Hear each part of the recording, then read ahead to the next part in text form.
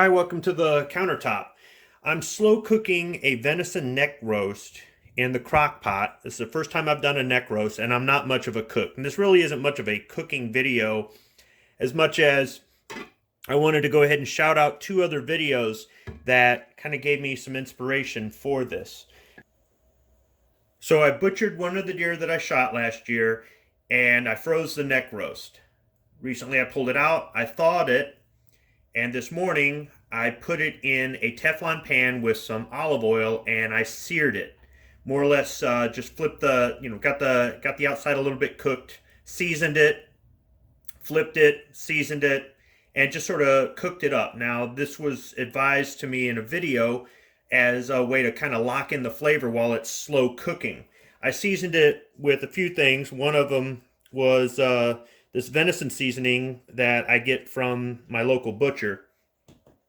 Now in the crock pot, what I did was I put the meat in first, and then I put in some cut up vegetables. There's some red potatoes that have been cubed. There's some yellow onion, and there's some carrot. I also added some barley. And for broth, what I used first was I took some water and put it in the cooking pan, heated it up, and took a spatula and worked the I guess you could say all the flavoring that was left from searing the neck roast into the crock pot. Then after that, I added some broth that was made when I made refried beans. I got the idea from another video. I'll include that at the end of this, link to it. I got the idea to save the broth from cooking the pinto beans when I was making refried beans. So I added that, and then on top of that, I just used some store-bought vegetable broth. So the thing I forgot to add was fresh garlic cloves, or fresh garlic, I should say. So I've got some cloves here, and I'm going to go ahead and add them right now. I'm just going to add two. So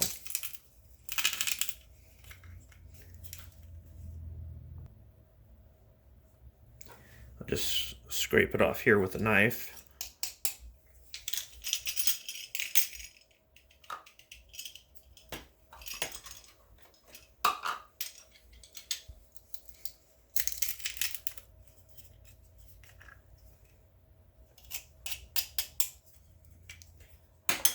And I'll get the lid back on this.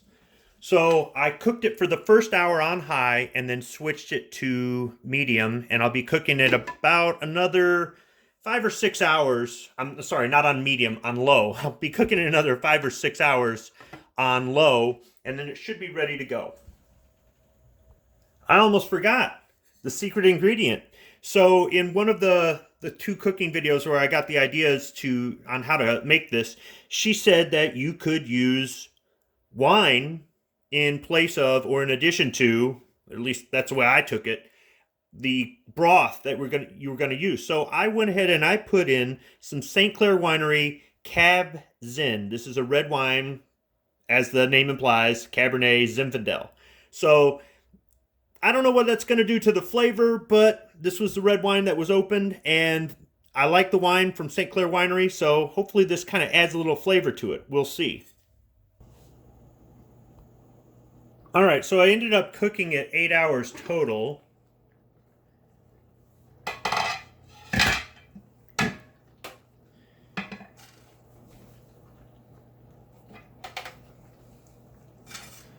So let's go ahead and see what's in there.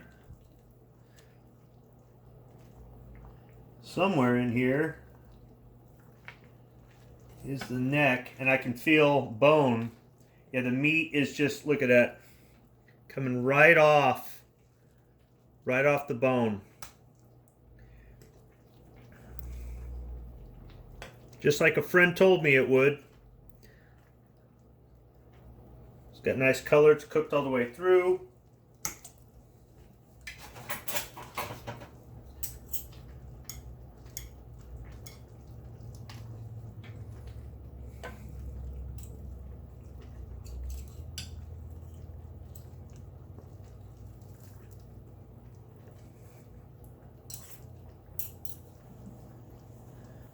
So the meat came right off the neck bone, off of the vertebrae there, and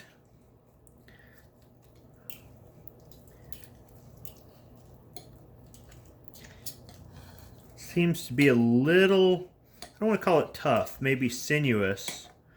Let's go ahead and try some out here.